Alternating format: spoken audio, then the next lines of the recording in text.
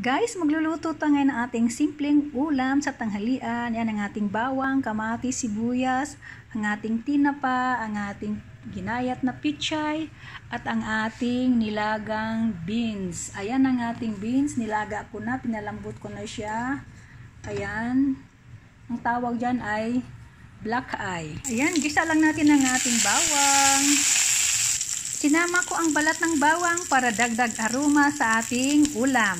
Ayan, sunod na natin ang ating kamatis, ang ating sibuyas. Ayan. At sunod na natin ang ating pichay. Halu-haluin lang natin. At ilagay na natin ang ating tinapa. Ayan ang ating tinapa. Galing pa sa Pilipinas yan.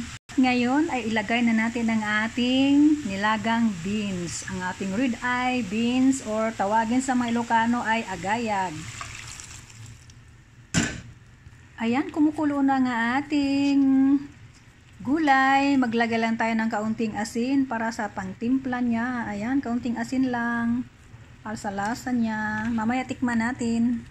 Ayan guys, luto na nga ating tinapa with beans na black eye or agayag.